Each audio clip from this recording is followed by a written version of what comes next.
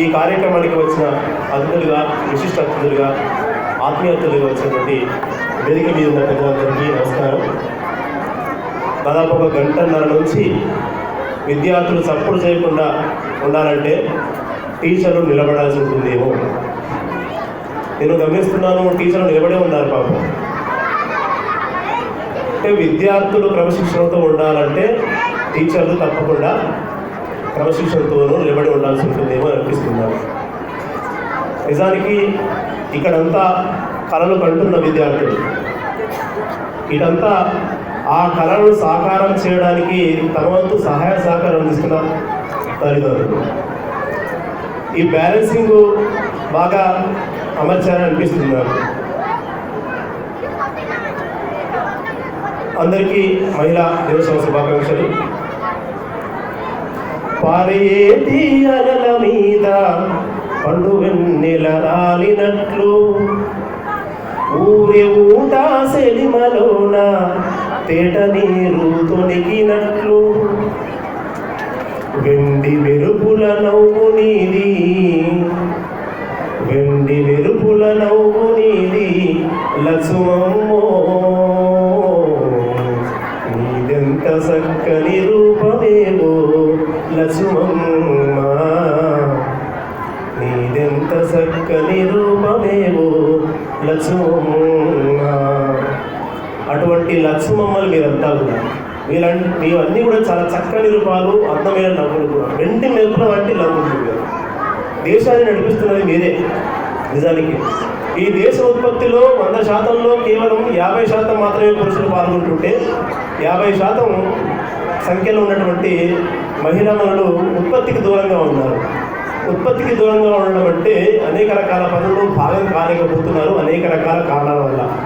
ఎప్పుడైతే ఈ 50%లో ఉన్నటువంటి మహిళలు ఉత్పత్తిలో భాగమవుతారో అప్పుడు మనకి జీడిపి పెరుగుతుంది. ఆ సందర్భంగా దేశ కూడా బాగా అభివృద్ధి చెందుతుందని చెబుతూ మాస్టర్ ఆంధ్ర భాషా కవి మా పండితులు, ఈరోజు ఆంధ్ర భాష, తెలుగు భాష, కన్నడ భాష, సంస్కృత భాష, ఆ భాషలన్నింటిలో పండితుడు మా సార్.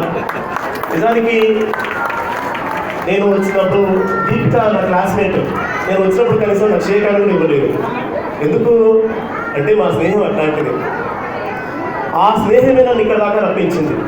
అంత కష్టపడి వచ్చిన తర్వాత మా భాషా పండితుడు కేవలం 2 నిమిషాలే మాట్లాడాలని చెప్తున్నారు. ఎనీహౌ వాళ్ళ ప్రేమకు దాసుని ఆత్మీయులు ఆల్రెడీ చాలా విషయాలు చెప్పారు. వాళ్ళంతా పెద్దవాళ్ళు, తలపడిన వాళ్ళు, మనమంతా ఇప్పుడు కూడా అడుగులు వేస్తున్న వాళ్ళు. అధ్యాపకులందరికీ, విద్యార్థులందరికీ, తల్లిదండ్రులకు ముఖ్యంగా, ఎందుకంటే మీరు కళలు కంటున్నారు, ఆ కళను సాకారం చేసే విధంగా ప్రయత్నం చేయండి. విద్యార్థులను స్వేచ్ఛగా ఆలోచించడానికి అవకాశం కల్పించండి. టీచర్లు ఏదో ప్రశ్నకు సమాధానం ఇస్తుంటారు, ఆ ప్రశ్నకు సమాధానం అట్లాగే రాయాల్సిన అవసరం లేదు. కరెక్ట్, అట్లాగే రాయాల్సిన అవసరం లేదు. కొంచెం వాళ్ళ సొంత వాక్యాలతో, సొంత పదాలతో రాయవచ్చు. అప్పుడు మాత్రమే సృజనాత్మక శక్తి వికసిస్తుంది అని విద్యావేత్తలు చెప్తూ ఉంటారు. టీచర్లు మీరు కూడా ఆ ప్రశ్నకు సమాధానం అట్లాగే కాకుండా కొత్తగా ఆలోచించి దాంట్లో ఉన్న ఎసెన్స్ పోకుండా ఉండే విధంగా రాసడానికి పిల్లల్ని ప్రోత్సహిస్తారని అనుకుంటున్నాను. అది నిజంగా సృజనాత్మక శక్తికి దారిస్తుంది. పిల్లల్లో సొంతంగా ఆలోచించడానికి, సొంతంగా నిలబడడానికి, సొంతంగా దేశాన్ని ముందుకు నడపడానికి ఒక బేస్ ఉంటుంది పాఠశాల అని చెప్తూ ఈ అవకాశం కల్పించిన మీ అందరికీ, ప్రతి ఒక్కరికి, ముఖ్యంగా తల్లిదండ్రులు ఉంటేనే స్కూళ్ళు ఉంటాయి. తల్లిదండ్రులు సకాలంలో ఫీజులు చెల్లిస్తేనే స్కూల్స్ ఉంటాయి. నిజం చెప్పాలంటే మీరు పెట్టే ప్రతి పైసా మీద వీళ్ళందరూ బాధ్యత పడతారు. నిజానికి టీచర్లు, యాజమాన్యం బాధ్యత పడుతుంది. ఆ బాధ్యతను మరింత బాధ్యతాయుతంగా నెరవేర్చాలంటే మీరు మరింత బాధ్యతయుతంగా కోరుకుంటూ ఈ అవకాశం ఇచ్చిన అందరికీ పేరు పేరున కృతజ్ఞతలు. ముఖ్యంగా దీపికా గురువంశీ గారికి ప్రత్యేక ధన్యవాదాలు.